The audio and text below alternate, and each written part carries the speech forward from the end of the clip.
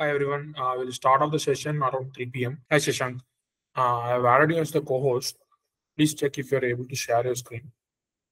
Okay. Yeah, I can. Hey everyone. We'll start off the session around 3 p.m. We have more people joining in. Shashank, can we wait for another 2 minutes and start the session? We have people joining in. Sure. Let Yeah. me know when to start. Great Shashank. I think we have hit about 100 plus participants. Let's start off the session. I'll give a quick introduction to the people about you and the event and hand it over to you. Sure. Great. Uh,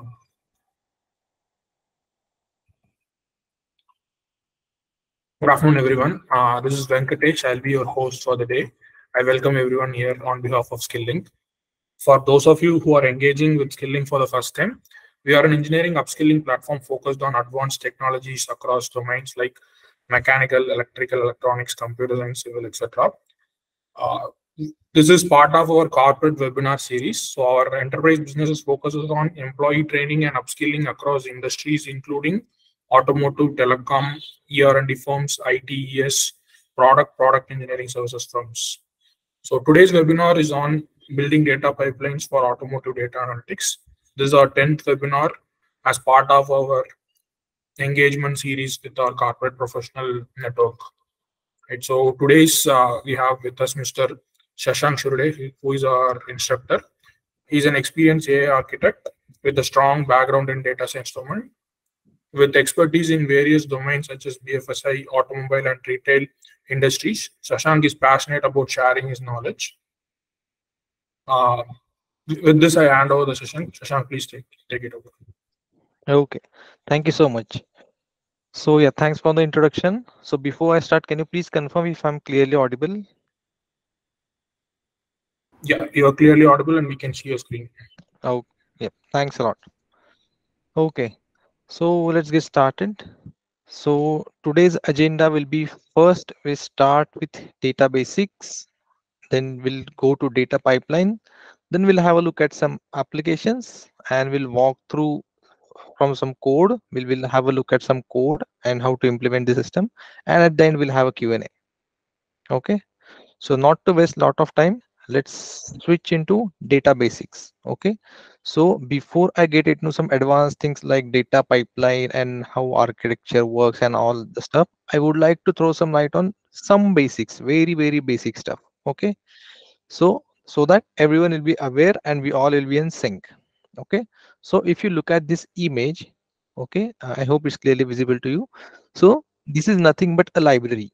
Okay, in this library, if you look at, there are a lot of books, thousands of book arranged, and there is a person sitting, and there are some numbers associated with maybe floor number, or there will be some departments. Okay, so there are thousands of books in a library. And let's say if you want to take one book out of it, okay, there is clear system to find it, right? We'll not go to the library and go through each and every book every time. There is system or catalog to find that, right? So same logic we are going to replicate to whatever we are going to go through in next few minutes. Okay, so let's start with data. Okay, so before we jump into data pipeline, let's try to understand what exactly data is. Okay, very basic stuff. Data. So what is data? So let's say you registered for this webinar. Okay, you entered your name, your mobile number, your email ID. That's nothing but a data, a piece of data. Okay, let's say you went for some let's say shopping, and there is a guy who will ask you to fill up some information, and you'll fill up your information. That's nothing but a data. Somebody will ask you to submit a survey. That is nothing but a data. Okay, your YouTube history, your search history, everything is nothing but a data. Okay, so yeah, that's about data. A piece of information is nothing but a data. Okay, now coming to database. What is database? So if you try to store these pieces of data, multiple pieces of data in a digital format into computer or to some device, if you try to store this information or this data of let's say thousands of million or billions of records, Where to store it? It's nothing but a database. We need a database to store our data. Okay, so simply put, database is nothing but a device or storage or a place where we store our data. Okay, so for example, if you look at this library, single book is nothing. Let's assume it as data, or we can deep dive into it. Multiple topics into that. Books is nothing but a data, and this whole library can be considered as a database because lot of books are arranged there, and we can fetch whatever we want. Okay, so next is data lake. Okay, now question you might have is, what is data lake? I know database, now what is data lake? So when information or data from multiple sources is dumped at one single place or one single location, that's nothing but a data lake. Okay, specifics about data lake is, data lake can be considered as unstructured or unorganized format. Okay, so let's say you are getting information from multiple sources. Let's say from source 1, that is a college, source 2 is university, source 3 can be a social media platform. So information from all these platforms is dumped, or data from all these platforms is dumped into one single location or one single database, that is called as data lake. Okay, comparing with example of this library, we ordered few books from vendor A. Let's say 1000 books from vendor A, 500 books from vendor B, and 600 books from vendor C. Okay, and all the vendors are delivering all the genres, or multiple genres. Somebody is sending fictional plus technical books, somebody is sending technical plus non-fictional, and so on. Okay, so all these books, they'll dump into courier service, they'll share it, send it to us, and we'll dump it into a location. That's nothing but a data lake. Okay, that's not a sorted one. Okay, now next step to this is nothing but data warehouse. Okay, where information is sorted or data is sorted. Okay, so when somebody dumped books into our data lake or our warehouse, what we did is we sorted, we spent some time on that, we sorted and arranged accordingly. That's nothing but data warehouse. Okay, so that if next time somebody wants to find a book, let's say somebody wants to find a fictional book, that person can be routed to, let's say, go to floor number 7 in shelf 22, you'll get that all the fictional books. Okay, that's a literal example of data warehouse. Okay, so from data warehouse we can easily fetch information or data that we want to. Okay, yeah. Next thing is business intelligence. Okay, now basic stuff is done. Now let's try to understand what exactly business intelligence or BI is. Okay, so what is BI? So let's say you got a historical data. Okay, and now you want to analyze it. You want to draw some insights out of it. Okay, that can be done using business intelligence. Okay, so basically you'll analyze the data, you'll derive some insights out of it, and you'll present it to your business team so that it will add some value for decision making. It will have some inputs that will help us to make decision in the business. Okay, that's nothing but BI or business intelligence. Okay, and last one is machine learning. Okay, so what is machine learning? So let's say you have got a historical data. Okay, and on top of it you train some machine learning models, ML models. Okay, those are purely math based, which can be computed with the help of computers or machines. Okay, so we train our machines to analyze the patterns or historical patterns, to understand it, and to predict some upcoming or future events out of it. Okay, just to relate it with a basic, very basic example, let's say you got a very young kid at your home, let's say 1-year-old kid.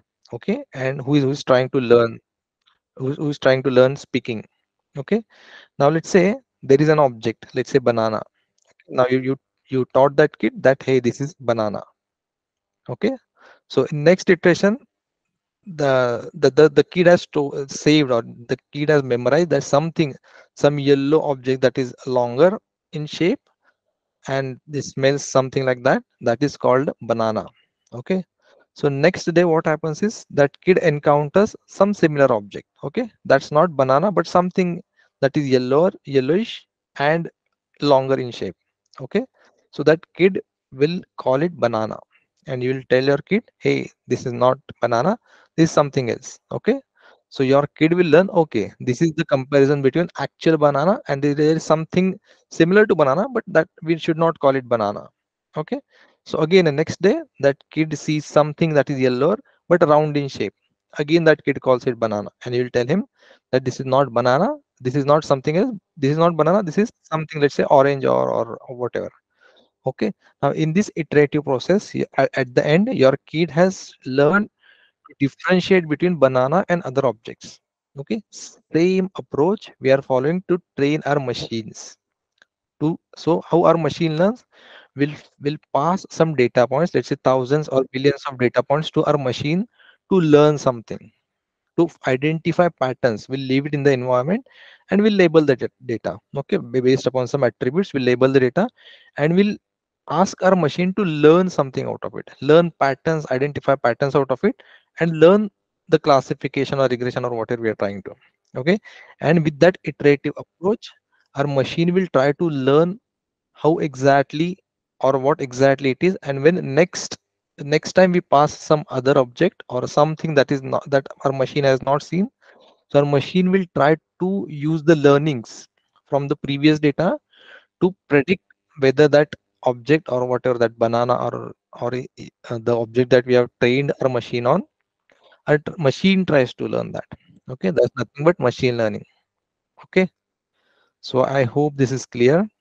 So whatever questions you have, I would request you to park it as of now. Let me clear a few topics and then we can address all your questions.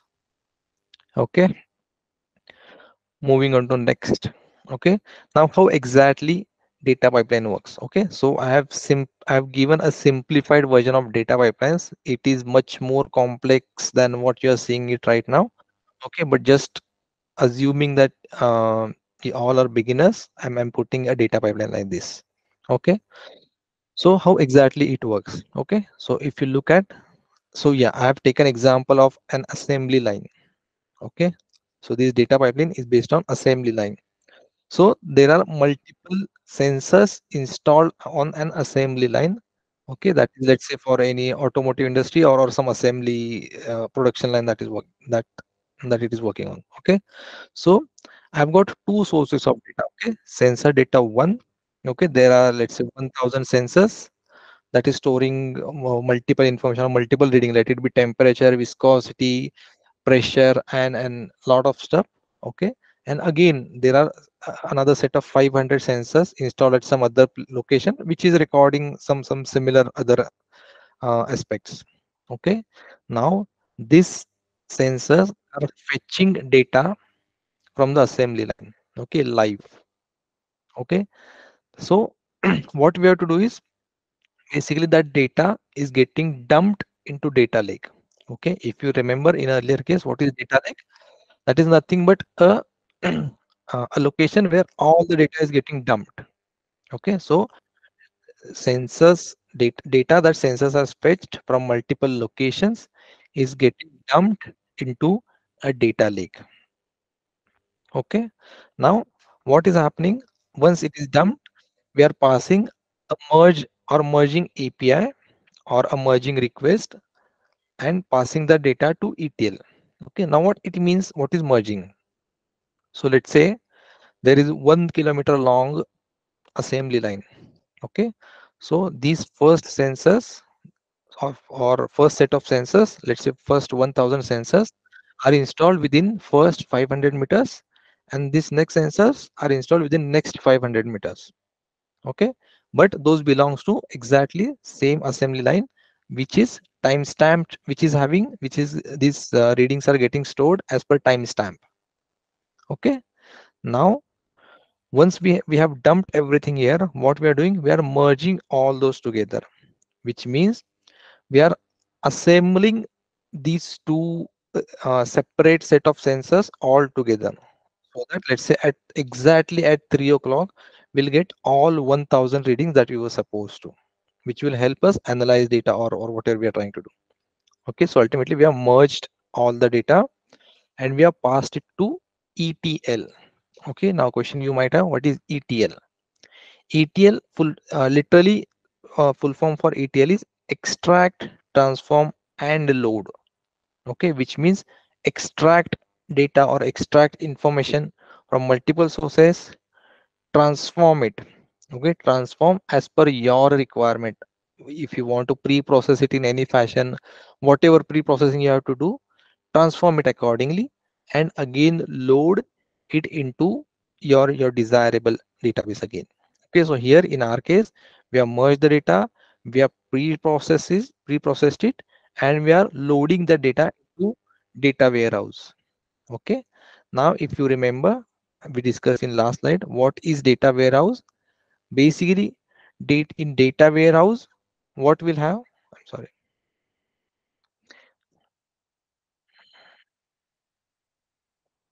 in data warehouse, I hope I'm audible. So in data warehouse, what will happen? We'll have all the data structure or sorted or arranged as per our requirement. So next step, whatever we have to do, we can utilize that data, whatever we want, however we want to. Okay. So for example, here we have given one example is business intelligence, that is analyzing data to produce some dashboards to understand our business better. Okay, let's say we have connected this data to live data, this database to live data. Okay, and we have created few dashboards to perform or to measure performance of our devices or our assembly line. Okay, so we can actually monitor these dashboards to understand how exactly or how what all sensors or what all different readings are. Okay, for example, just consider one single sensor that is indicating temperature at specific point. So we can clearly monitor whether the temperature is within range or it is crossing that. Okay, that's one typical example of live data. Okay, and if we try to analyze historical data, so how our business is performing, or how production line is performing, everything can be analyzed using business intelligence. Okay, and second example is ML modeling.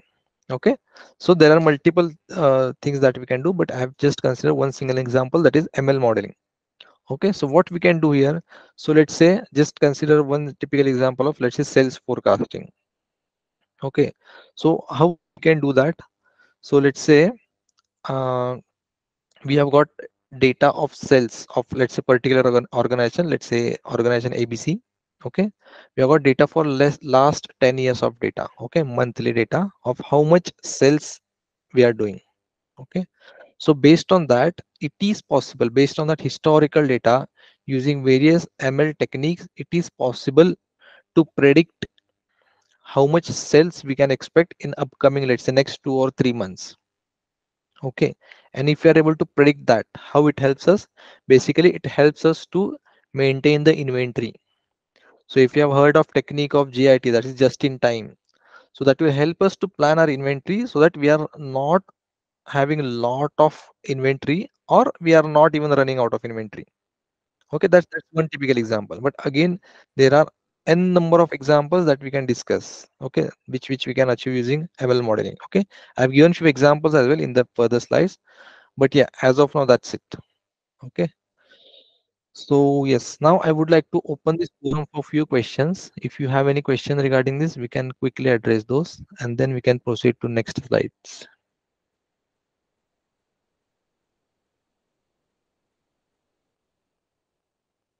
Yeah, please proceed with your questions.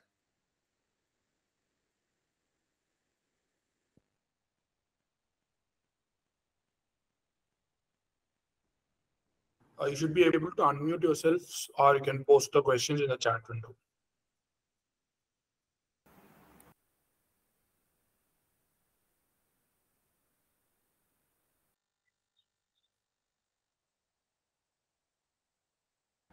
Nikhil, I see that you have raised your hand. You have any questions? No, sorry. Okay, I'll wait for a minute. If you don't have any question, we'll proceed with our next slides. Okay.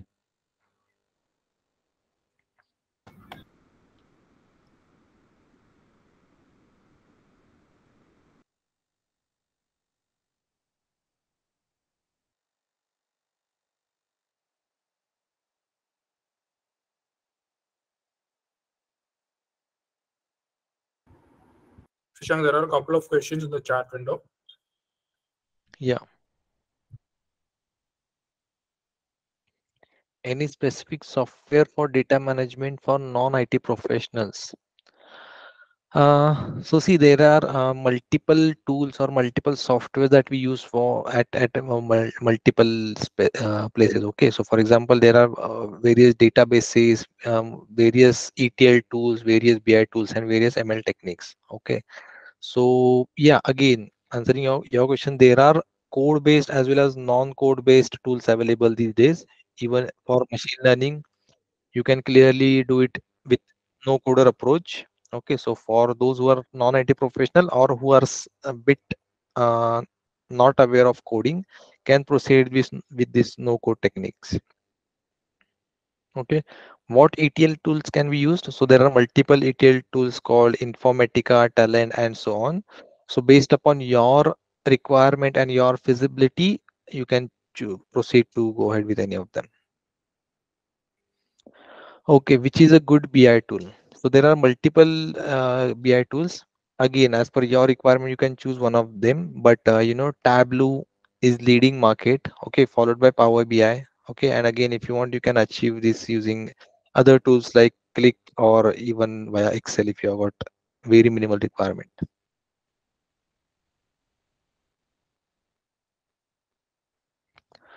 Yes, that's a very good question, Arnab. How can learning data management help a telecom professional? Okay, so see, I'll take a step back. Okay, so you can take this data management as a plug-in technique. Okay, which can be implemented in any of the area, any possible area. Okay, so for example, let's say, I mean, I'm giving very basic example. Let's say we have got kids, right? Maybe a kid in first or second standard, okay, who is aware of multiplication. Okay, so who can do multiplication, who is able to get output of the multiplication. But let's say if we teach that kid tables, table of 2, table of 4, or table of 5, so that kid can easily get the things done with these additional techniques learned. Okay, so based on your area, your domain, or your technology, you can use this plugin tool or plugin techniques to get best out of your business. Okay, this is how I'll explain data management.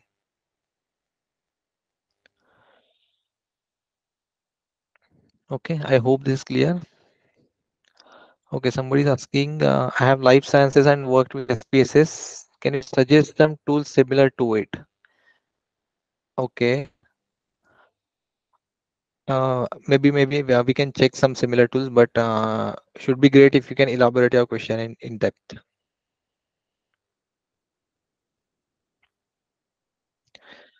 Okay, fine.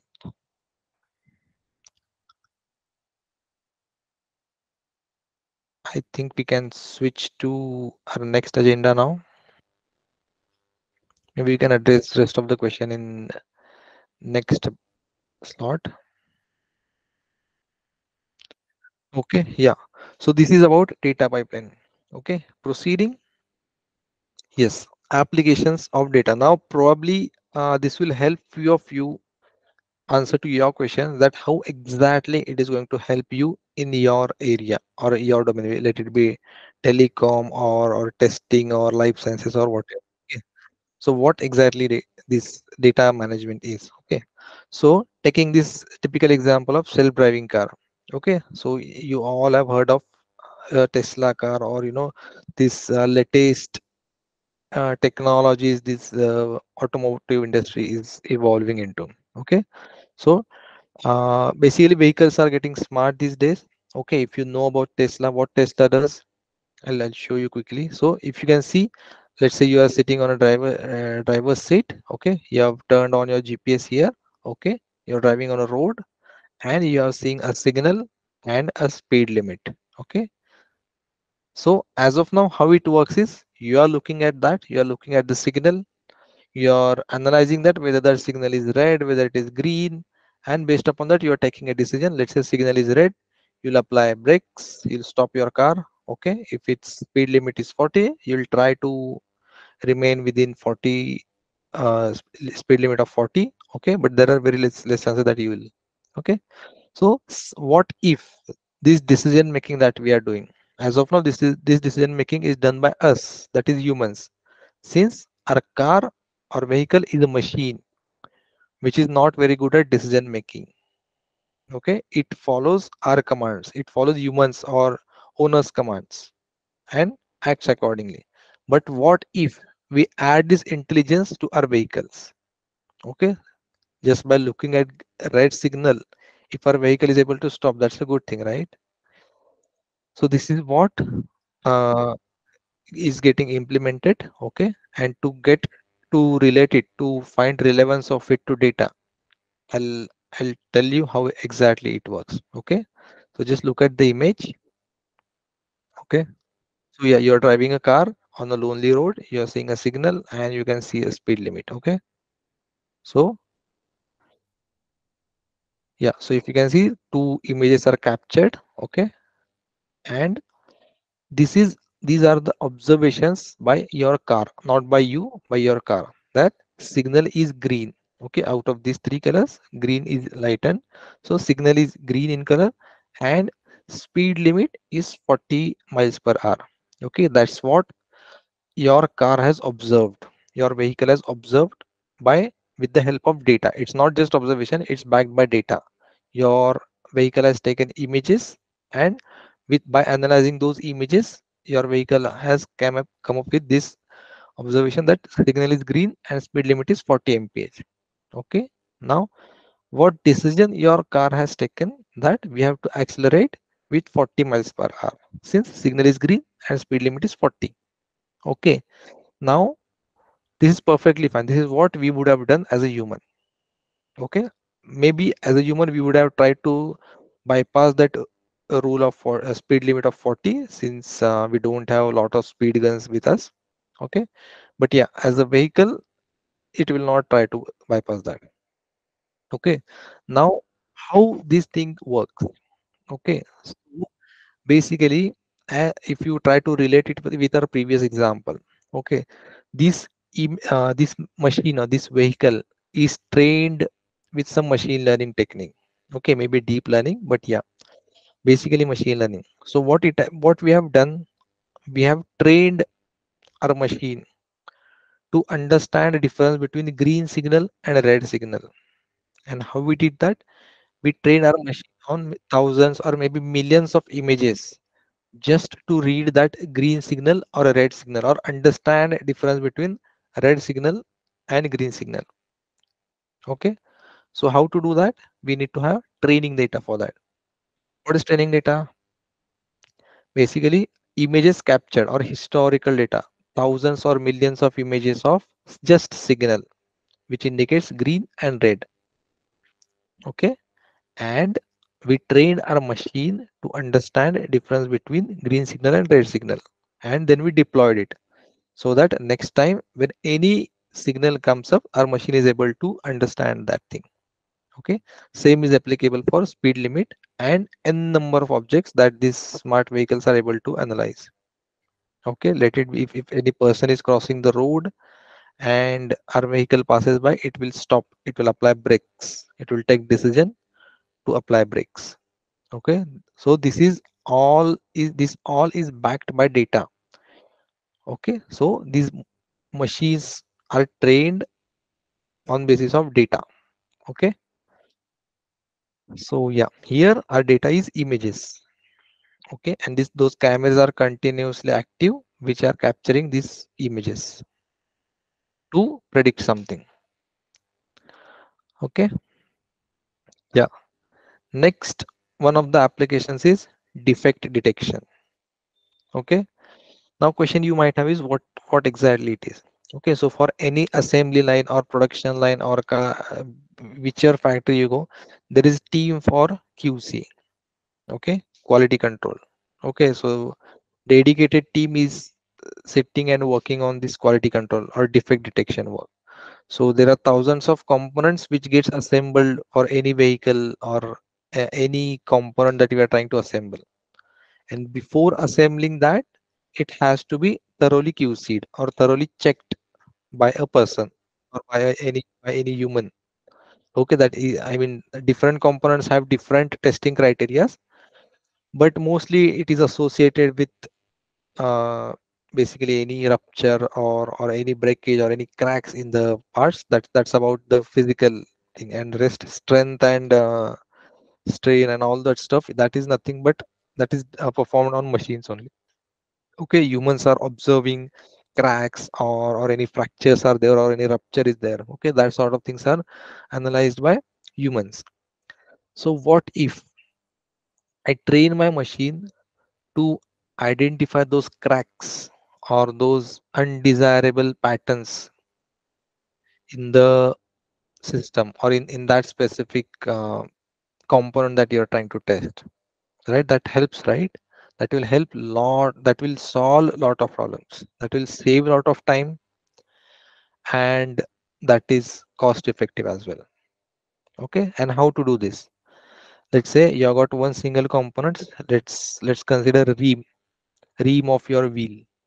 Okay, so what if you find or you capture thousand images of good ream, okay, from a single angle, and another maybe 1000 images with defective ream. So what exactly you mean by defective ream? What exactly is issue with that? Is there any crack or fracture or any damage, or what exactly is the pattern? If you pass that images, if you consider both the images, and if you pass it to your machine and ask your machine to go and learn, okay, your machine will come back with some patterns, and next time if you'll try to pass any image of that specific ream, it will tell you that this is the defective one and this is good one. Okay, that helps to solve a lot of problems. Okay, it optimizes cost and efforts, both the things. Okay, so that's another application of defect detection, another application of machine learning or computer vision in area of assembly line or production. Okay, so yeah, one more example, that is about predictive maintenance. Okay, so there are two types of maintenances basically, based to my knowledge. That is, one of them is preventive maintenance and another one is breakdown maintenance. Okay, preventive maintenance is what? After every, let's say after certain set frequency, let's say 3 months, 6 months or so, we should be maintaining or we should be uh, taking care of whatever oiling, lubrication, or whatever is required. We should be taking care of all that stuff with a set frequency, 3 months, 6 months, so as to avoid any sort of maintenance or breakdown to occur. Okay, and next thing is, second type is breakdown maintenance. That is, you wait for anything to break down and then only you maintain that or you repair that. Okay, in both the cases, it's not what we call um, time saving. Okay, in both the cases, your assembly line has to shut down and workers has to wait or sit aside and wait for the maintenance to finish up. Again, there are some alternatives that you keep one assembly line idle and some other one keeps working, but ultimately it has impact on production. So what if we are able to predict that maintenance, right? We are able to predict that breakdown basically. And how to do that? So basically we have got numerous, we can install numerous sensors at numerous places, right? So to measure different parameters, and we can train them on the historical data, which means whenever last breakdown or whichever maintenance or repair activity has occurred, we can take readings, we can observe readings of various sensors during that time.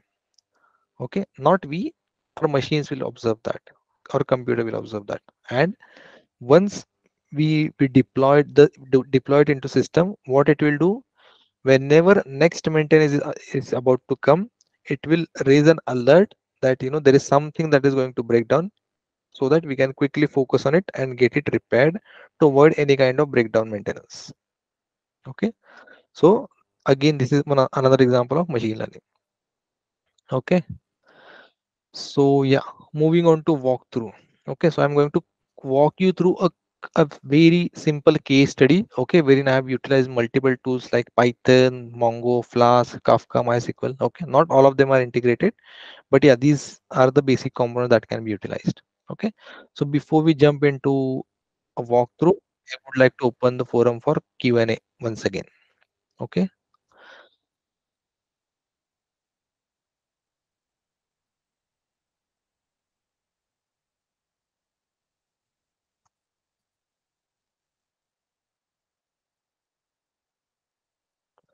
Okay, so there is one question which is union of data like and data.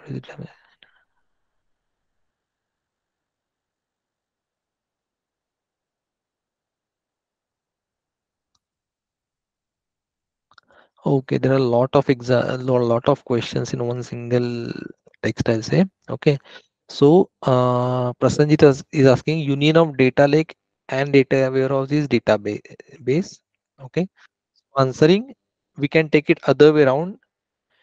Data lake and data warehouse is subset of database. Okay, there can be multiple other things as well. Okay, but ultimately database is parent and rest are child. Okay, this is how you can consider it. Okay, any industry standard database examples? See, I mean, databases are utilized everywhere. Wherever you are storing your information or data digitally, you have to store it in database. Okay, so even if you are maintaining your data in simple Excel file, right, that's nothing but a database. Okay, so I mean, this is how our concept is, right? Where a platform where you are storing your data is nothing but a database. Okay, and how it integrates with overall pipeline. Okay, yeah, good question. So that I'm going to show in the next thing. Okay, but there are multiple ways to do that. So simple way as of which I'm going to show you is we have to use some of the other programming language to connect it with our other applications. Okay, for example, if I write Python code to fetch that information or fetch that data from database and use it for machine learning or BI or any other application. Okay, that's one simple example of integration of data pipeline or databases with other components. Except cloud, can it be done in a house network drive? Okay, see, as I mentioned earlier, right? So if you are using Excel, it's one example of database, right? So you can store that info in your own server or your house network, right? But ultimately, if you have got huge data, uh, ultimately we have to store it in servers, right? So if you proceed with, let it be MySQL or MS SQL, MongoDB or any of the data, so you have to store it in their servers, right? Or maybe again there will be option to store it in your own servers as well. Okay, what are the criteria to consider on deciding cloud or using local drive? Able to start, yeah, I mean, basically you have, if you have got large data, you have to have your own server. I mean, if you don't want to store it on cloud because of some of the other constraints, you can maintain your own physical servers and you can store data into it. Okay, and criterion to it, I mean, there is no thumb rule for that, but it varies case to case as per client's requirement, as per your own requirement, what exactly you want to achieve. You can decide upon which server to proceed with, whether to go ahead with cloud based or whether to have a physical server with you. Okay, yeah, thanks for acknowledgement.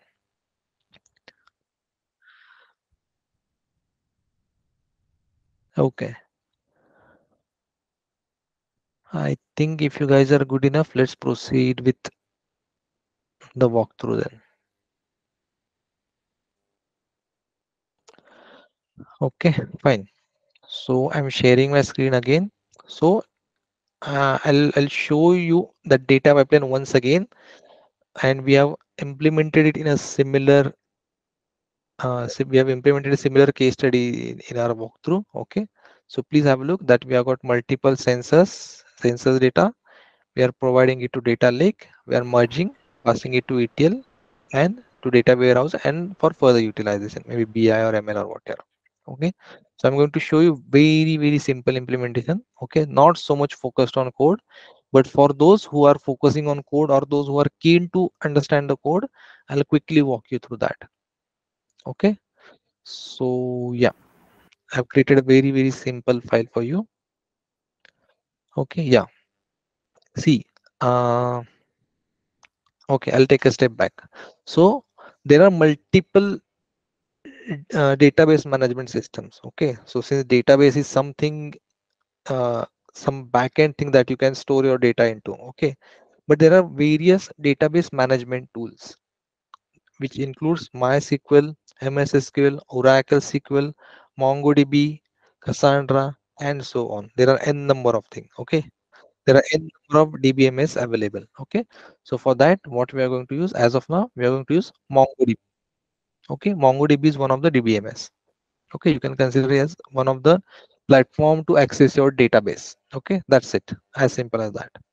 Okay, and here if you can see, there are multiple databases which are used for some other applications, something for news classifier, DB new, DB12345 or anything. Okay, so if you remember our example of library, okay, these are nothing but different floors or different genres. Okay, so in our case, as of now, we are going to refer to this sensor data. Okay, this is the database I created. I named it.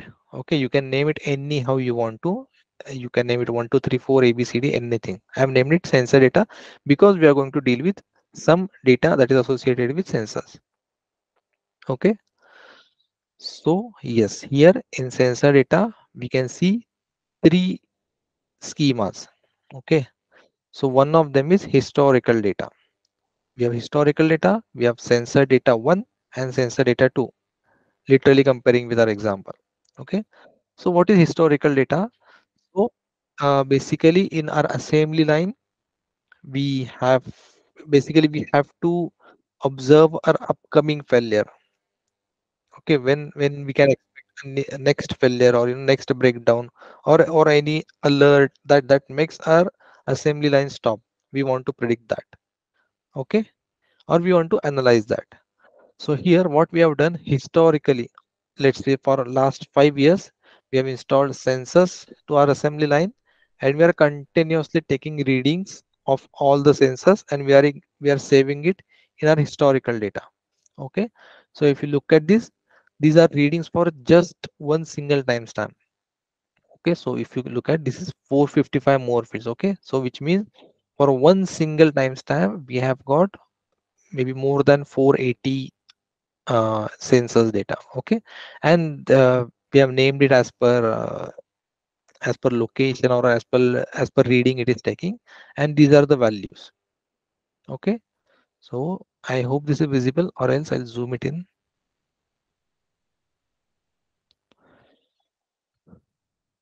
Okay, so yeah, this is nothing but object ID or one single reading, and these are readings at different location. Let's say this is name of one of the sensor or a reading that is taking, and this is the value. Okay, and so on. And this is how we have got multiple records with us, multiple documents with us, which indicates readings at various places at various timestamps. Okay, this is our historical data. So what we can do basically, we have labeled that data as per activity. Okay, let's say if in assembly line we have got some yellow alerts, orange alerts, red alerts, right?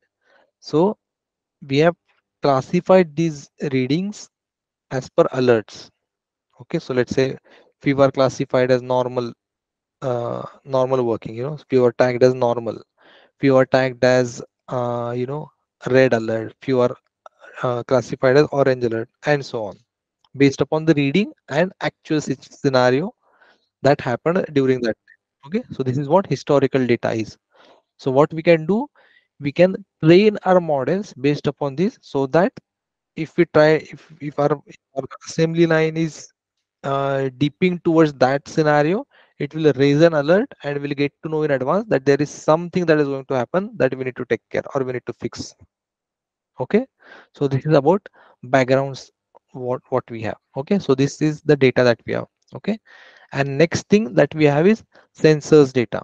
Okay, sensor data one, that is, maybe 280 280 or 290 sensors data at same assembly line. Okay, and sensor data 2, maybe 35 or 40 sensors data. Okay, again, uh, keys and values. Okay, which sensor and what is the value. Okay, so ideally this is supposed to be live data. Okay, but since as of now we don't have any assembly line with us, this is, I have taken this as static data. Okay, but I hope you got the context that this is historical data and these two are live sensor data, so that whatever we have trained on our historical data, will be able to predict those things, or will be able to analyze those things for our live assembly line. Okay, to raise those alerts, yellow alert, red alert, or whatever. Okay, now coming back to our pipeline. Okay, so I have written a simple code for that. Okay, yes, let me zoom in a bit.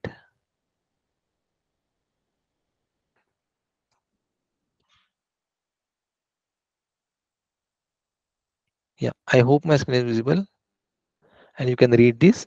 Okay, so for those who are not at all aware of code, okay, I'll try to simplify it for you, but those who are having basic literacy about code, I'll try to explain it for you guys, so that all of you are on the same page. Okay, and I'll not get into much of technical details. I'll try to keep it simple. Okay, so yeah, so I've created a simple Flask based app here. Okay, what is Flask? Flask is nothing but a framework. Okay, that helps us to write a code. Basically, if you're aware of keyword framework is nothing but set guidelines to proceed with your own task, whatever you want to. Okay, so here what we are trying to do, we are trying to import few libraries. Okay, so I'm using Python programming language. Okay, so why Python?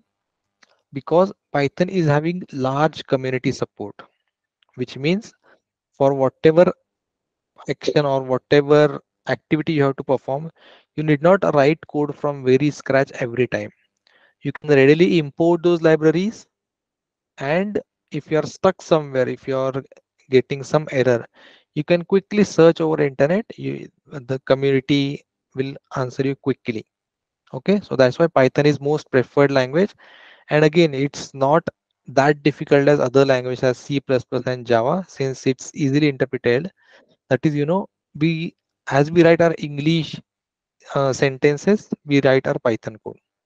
Okay, that's how it's simple it is. Okay, now yeah, if you look at this basic thing, our first 5 lines of code, these are number of lines of code. Okay, first 5 lines, what it does is import pandas as PD. Okay, so what is pandas? Pandas is nothing but panel data. Okay, which means there is somebody has written this library or package which we can readily import to play around with our data. Okay, we can convert the data into data frames and we can play around with it. Play around as in we can perform various operations on it. Okay, then we are importing Flask as a framework. Then we are importing PyMongo that helps us to connect with our databases. I think somebody was having question around this, how to utilize these databases. So with this Python code, I can perform some operations in my database via PyMongo. Okay, and Matplotlib and Seaborn, I've used this for visualization. Okay, that is BI. Okay, you can directly connect this with Tableau and Power BI to get live dashboards as well. Okay, but as of now, we are simply using some static images since our data is also not live. Okay, now very first thing, this specific piece of code. Okay, this is one API or one single functionality that I have written. Okay, so what we are trying to do here, basically we are connecting with our database. Okay, and we are sharing, we are putting all the credentials required to connect with our database. So this is about initiating client. Okay, we have established a connection with Mongo client. Then we are routing to our database. Okay, the line number 12, if you look at this specific code, what it does is it will help us to route to our database. Okay, and if you look at our database, sensor underscore data is name of our database. Okay, exactly same thing I have put in here. Okay, sensor data and my client. Now question you might have is, what is my client? My client is nothing but a connection or alias or a name that I have given to connection that I have established. Okay, so using PyMongo library, what I did is I simply established a connection with my server. Okay, we can observe this here. Okay, if I click on this copy connection string, it will help me with that server, that specific this string that we are getting here. Okay, so simply we've established a connection here, then we have pointed out to our database. Okay, and here in next step what we are doing, basically we are trying to connect with our different collections that we have. Okay, so if you look at this, first one is historical data, second one is sensor data 1 and sensor data 2. Okay, and if I am switching here, if you look at historical data, sensor data 1, sensor data 2. Okay, so these are the three schemas or three collections, those are available here. Okay, so one more connection that I have established, that is data lake. Okay, as of now we don't have it here, but at the end of this specific functionality we'll get data lake created within our MongoDB. Okay, so what I'm trying to do here, basically in this line number 18, what I have done, I'm reading data from source one. If you look at source one dot find. Okay, so what is source one? If you look at this, source one is nothing but sensor data 1, MyDB sensor data 1. Okay, which means all the data that is available within sensor data 1 that I'm trying to read and save it into df underscore 1 variable. Okay, we have simply read all the data in sensor data 1 and we have stored it in a location called or a name called df underscore 1. Okay, same is the case for df underscore 2. Okay, so same, if you look at this, exactly source 1 is replaced by source 2, and what is source 2? That is MyDB sensor data 2. This is nothing but sensor data 2. So we are trying to read all the data from sensor data 2 table or collection and save it with name df underscore 2.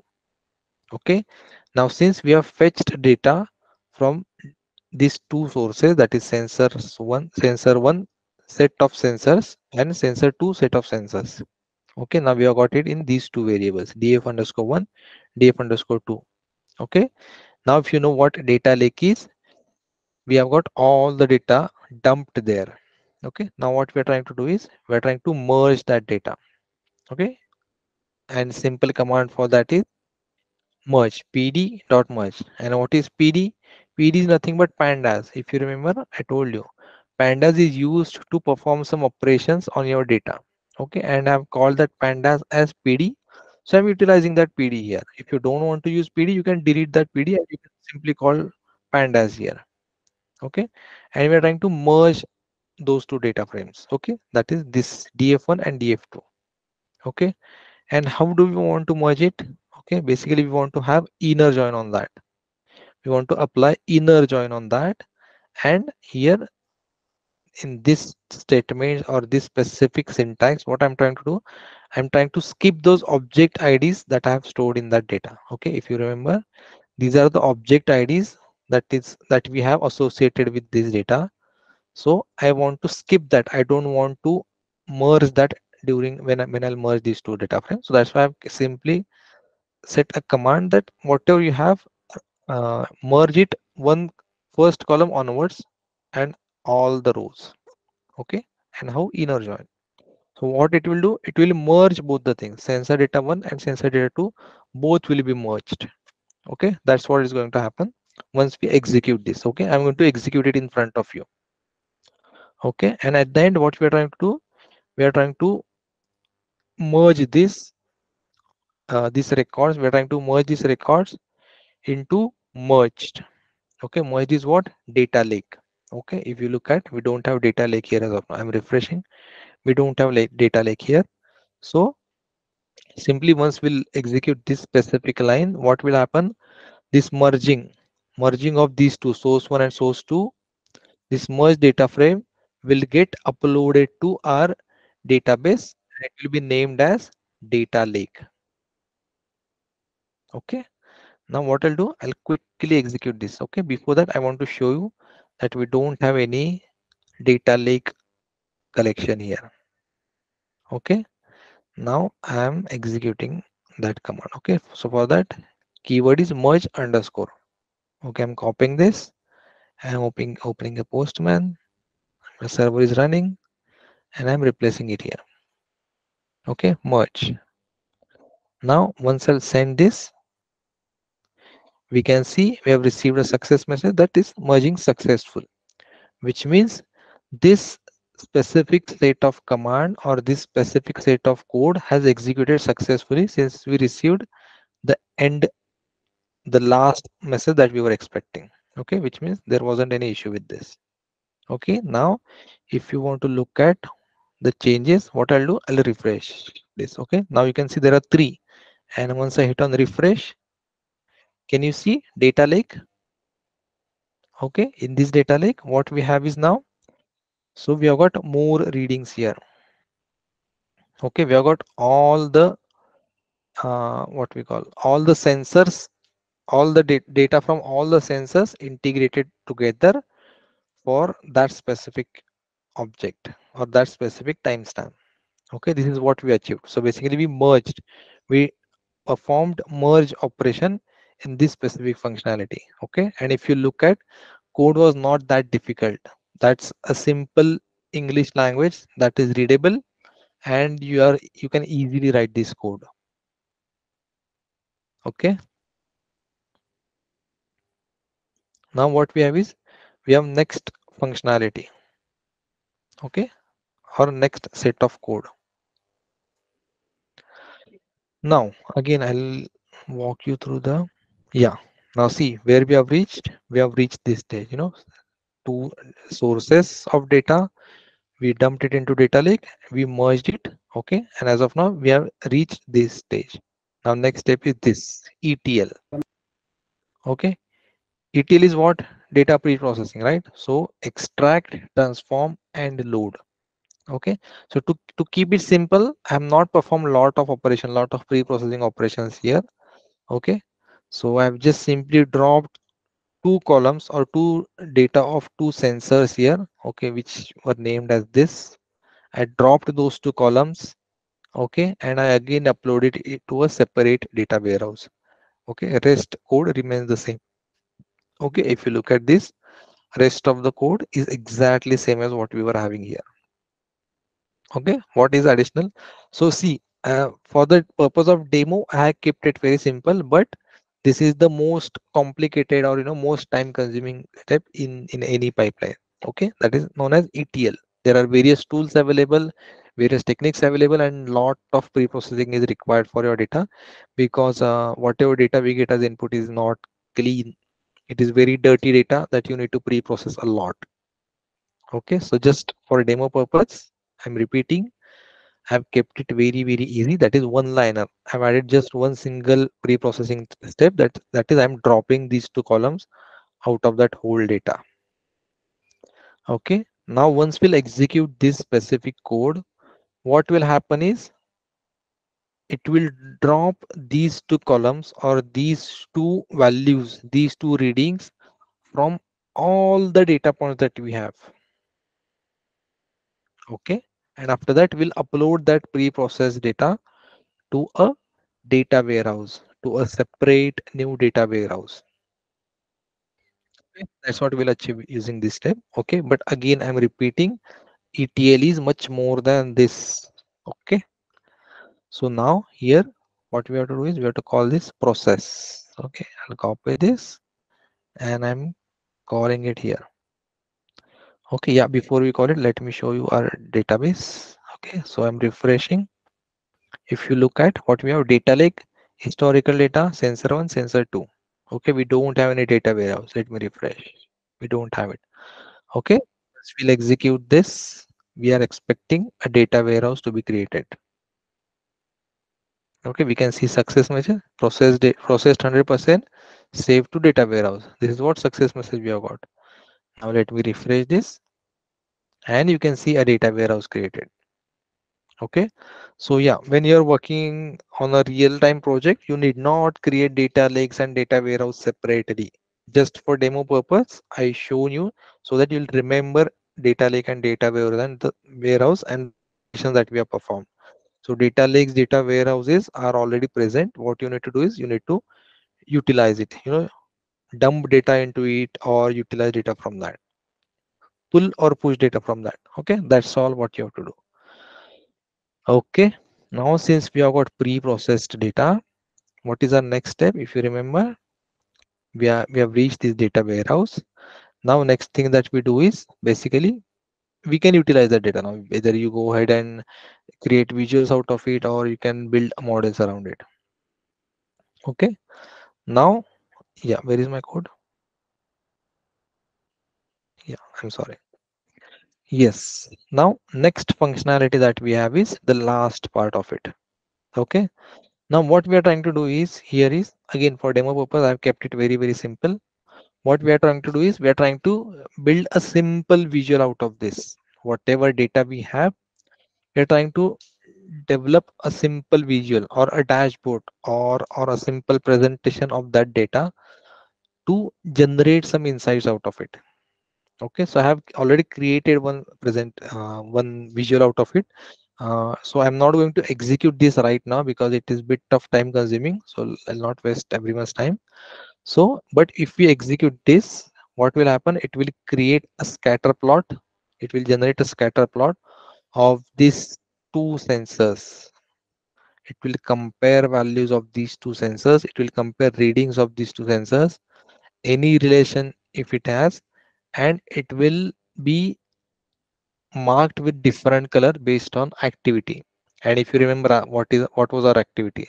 Activities were normal activity, yellow alert, red alert, under control, and all that stuff. Okay, so what we are trying to do, we are trying to compare these two values of these two sensors, and we are trying to map it with different colors. We are trying to mark it as different colors so that we can, if we build a live dashboard out of it, okay, and let's say there is a supervisor or any person who is sitting and observing that, if that specific pattern is observed, that person will get to know that we are deeping towards a danger zone or some or the other crisis is about to arrive. Okay, so yeah, libraries used for this is again just a code walkthrough. And this is again that connection, establishing a connection with the client and connecting with database and connecting with the collection that we are trying to fetch data from, and fetching data from that and converting it to data frame. Okay, this is something new. Okay, what is this here? SNS. Okay, now you might be wondering what is SNS. SN is nothing but if you look at this, SNS is a Seaborn. Seaborn is the name of package. What it does, it helps us to visualize. Basically, it's a visualization library. It will help you visualize your data. Okay, you can plot data, various data plots, maybe bar plot, scatter plot, or histograms, or pie charts, or whatever you want to. Okay, so here from SNS, that is Seaborn library, I am trying to plot scatter plot. Okay, scatter plot, if you all are aware, it helps us to plot points at a different readings. Okay, data is DF. DF is nothing but whatever whatever is historical data. Okay, X is one of the what we want to plot on x-axis, one of the sensor data, and on y-axis some other sensor data. U is activity. U is nothing but colors. Which colors you want to plot. Okay, and at the end I'm saving this image as a name with PNG, observation.png. I've given a name, and this is just a simple syntax to save that image. Okay, so yes, now I'll show you the image that I have already saved. Okay, yes, so this is the image that we get after we perform that specific functionality. Okay, now if you look at this closely, okay, I'll allow you to observe this image for next 2 minutes, and maybe then I'll throw some light on that what exactly my observation is, and I'll be happy if somebody from your side can share some observations on this, so that I'll make sure that whatever I wanted to deliver has reached to you.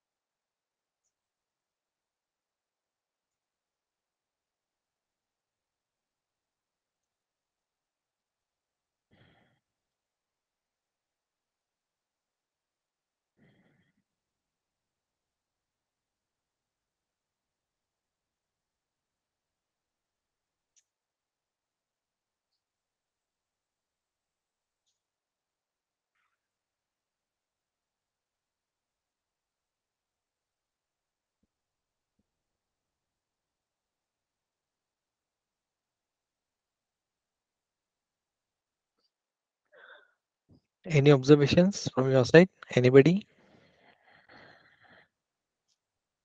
It mostly like when the angle is between minus 0.25 to 0.25 or it's up to 0.5. And that is the place where most of the warnings and the severity is there. So we have to be look this Z angle when the angle falls into this area. Mostly you have to be cautious or Perfect. Yes. Any more observations?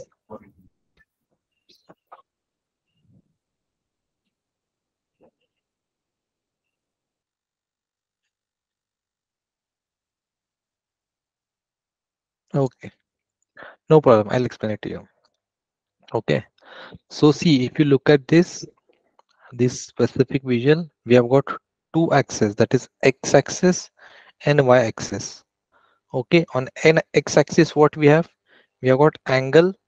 Okay, that is z comma gravity mean, and on y-axis, what we have whatever body x jerk or whatever name of that sensor is. Okay, and values varies from -1 to 1 for both the axes.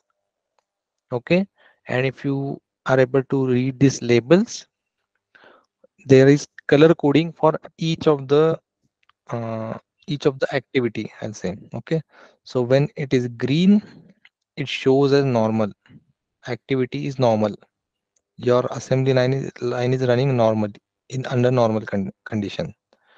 Okay, if it goes to orange, if you look at it needs attention, so it is deeping towards something is not good, we have to pay attention there. Okay, when it's blue, it's under control. Okay, so it's not normal, there is something is there, but as of now it's under control. Okay, and if you go further, we have got level 1 warning, that is red color, that something has to be there. This brown color indicates severe, some severe thing is about to happen, and purple indicates catastrophe, I mean your system is broken. Okay, so again, there is no clear pattern here, but at least for the safe zone, that is normal and severe and catastrophe, we are able to identify where we have to raise alert and where we have to stop. Okay, so if you look at this normal readings, okay, normal, that is green color, majority or I'll say almost all the readings for normal are lying here. Okay, that is towards left bottom part of your diagram, that is between reading -1 to maybe -0.25 on x-axis, and for y-axis it's way less, maybe less than 0.25, -0.25. Okay, there are a few outliers as well, I agree, but yeah, again it's below -0.25. Okay, so there is clearly cluster of greens or normals here. Okay, next is need attention, orange color. If you look at this, as and when we are proceeding towards the right side, or as and when value of angle is increasing, it is asking to pay attention. Some attention is required here since this value is increasing gradually. Okay, if you observe pattern for blue color, that is under control. So here if you'll see, majority of the points are here towards right, which means towards up from 0 to 0.25, which means some attention is required, but as of now situation is under control. Okay, and rest of the points, if you look, if as and when we are proceeding towards higher towards y-axis, situation is getting severe. Okay, this purple, brown and red indicates what? Level 1 warning, severe and catastrophe. Okay, so which clearly indicates after certain point you have to pay attention, or you have to take certain actions, otherwise system is going to break down. Okay, so I hope this was clear to you. Again, this was a static diagram, this was a static image that I downloaded from the static data.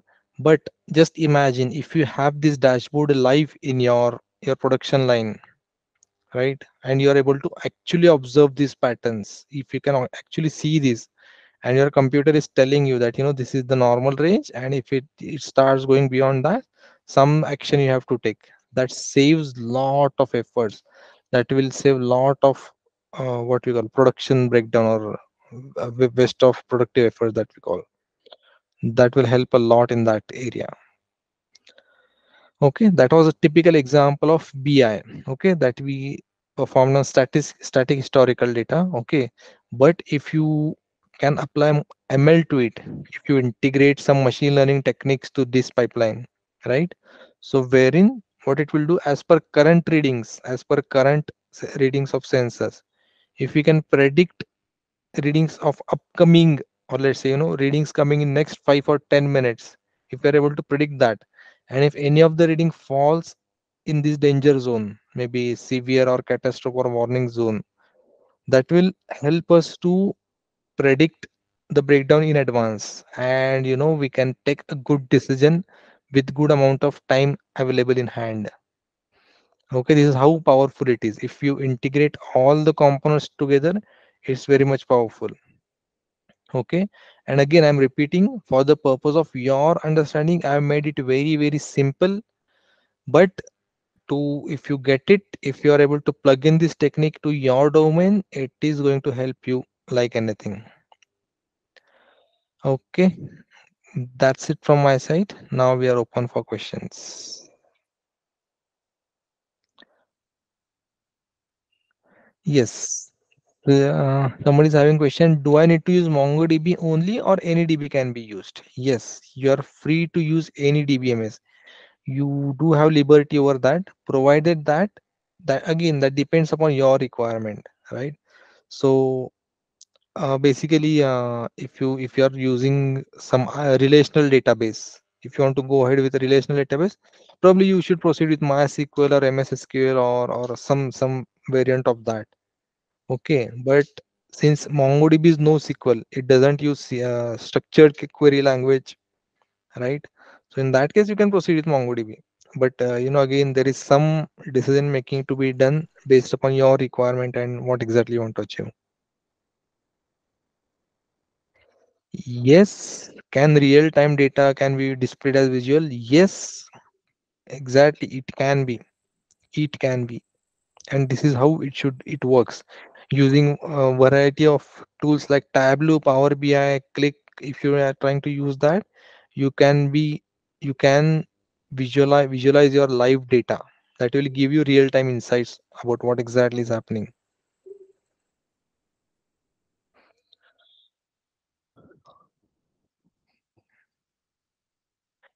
Is it the same way we do handle extremely large data? So when it comes to big data, there are some additional techniques that we apply, or but this is the base to it, I'll say. You need to deep dive into this. Okay, somebody wants me to go to coding window. Okay, let me switch to that.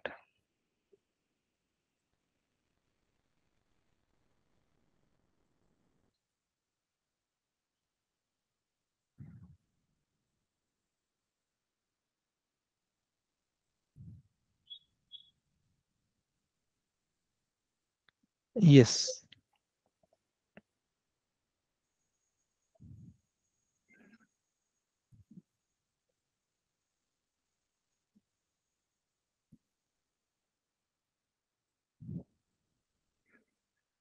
Let me know if you want me to scroll down or up or anywhere.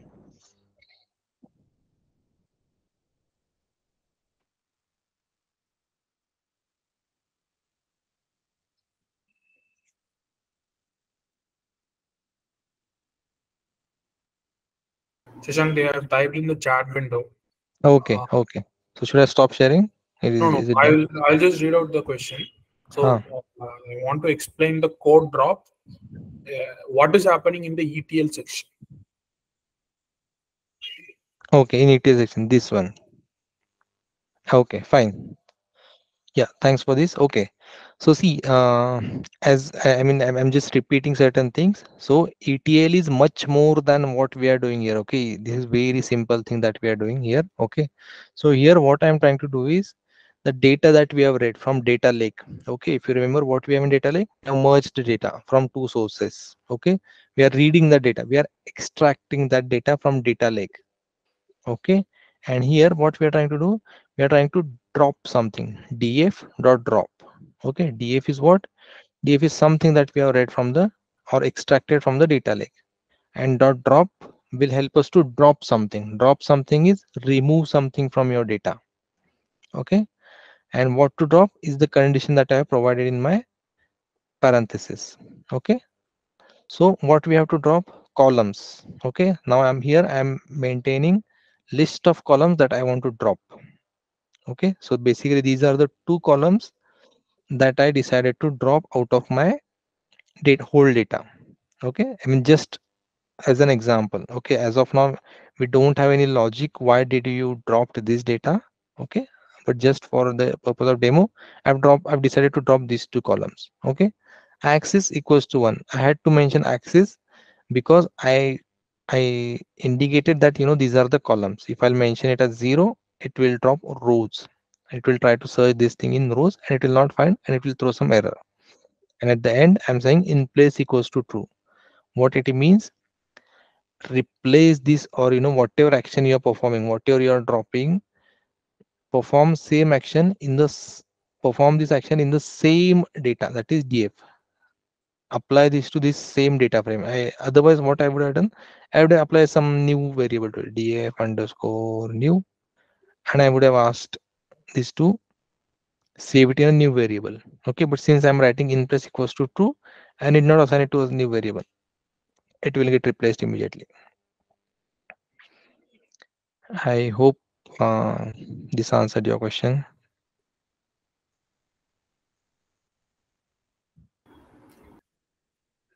Yeah, the follow-ups are about like you mentioned. So why have you dropped? So as Shashank mentioned, it is just as an example. However you want to organize the data, you can do so. Shashank, there are a couple other questions also. Yeah.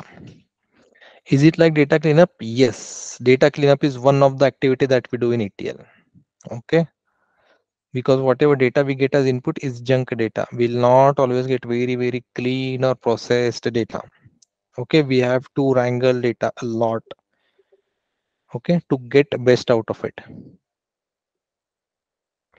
Is it possible to move from testing domain to data domain? Yes.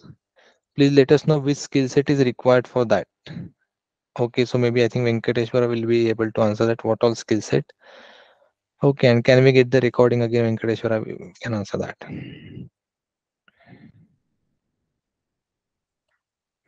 Yes, in place is equal to true. Yes, it means saving the data in the same whichever is the source that you are reading from, you are saving in the same source. Source and destination are the same.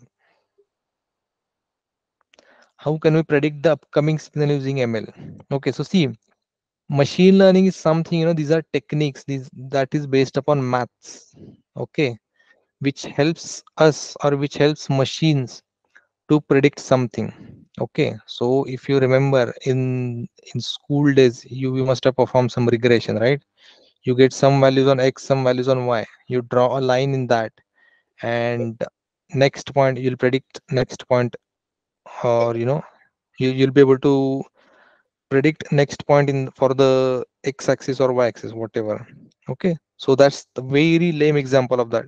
So there are multiple advanced technique, like SVM, AdaBoost, gradient boost, or maybe classification using Naive Bayes, and I mean basically lot many techniques, which we basically you need to deep dive into it to understand it, how exactly it works.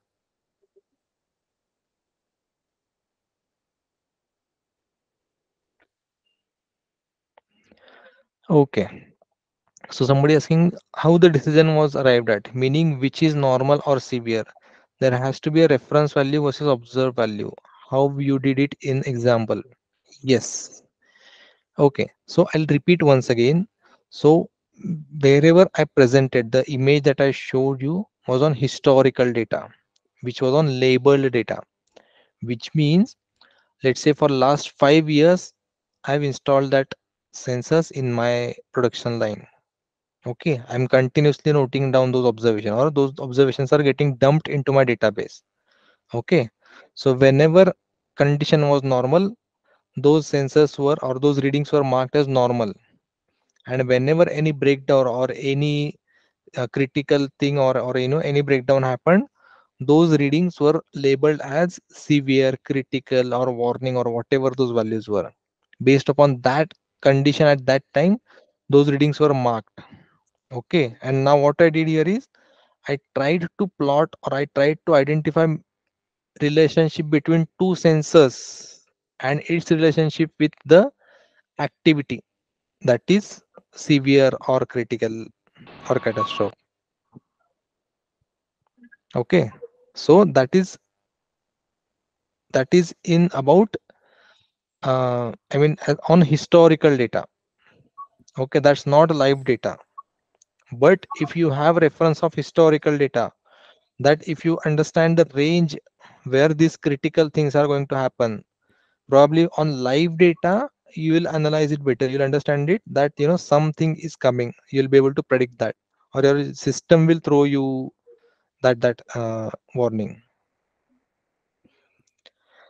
Okay, I hope it answers your question. Okay, any more questions? Just a second, Shashank. Guys, regarding the recording, we will share a YouTube link. We will process the webinar and share it as a YouTube link. I'm also sharing a link to a feedback form. Please take a couple of minutes to fill it up. It will help us gauging this as well as coming up with new sessions for you.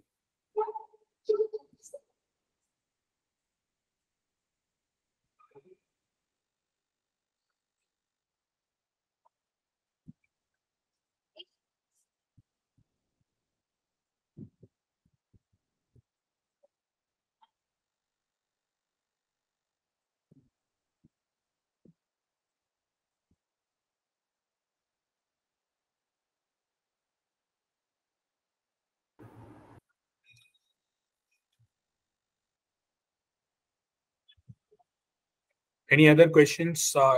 Please feel free to post it in the chat window or unmute yourself. Shashank, is it possible to share the supporting files that you have compiled? I need to check that. If that's possible, I'll share it. Sure.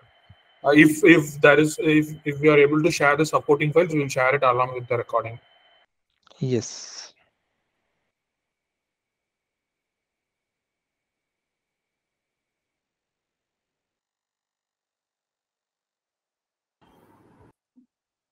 Shashank Shini has an interesting question. Like post this session, like what are the things they could explore to go from here?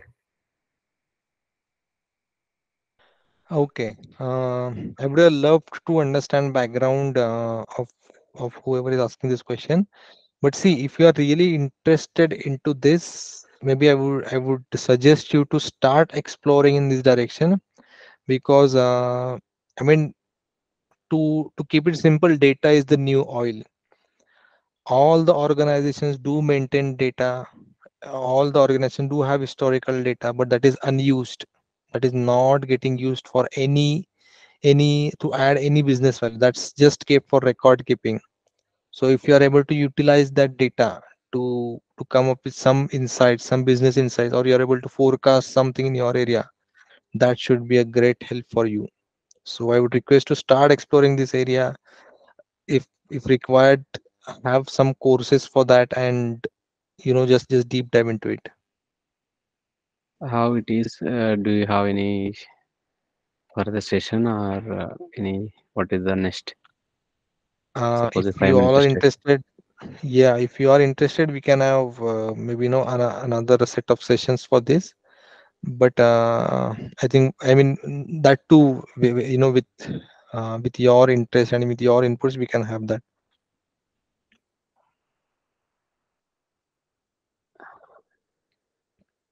Okay. No. We are interested. So in that case, what is the next? Yeah, Suppose maybe at least I am Venkateshwara. interested. Sure, Shani, like take a time to fill up the feedback form. We'll definitely like look into this. Okay. Okay. Fine. Thank you. Any other questions, guys?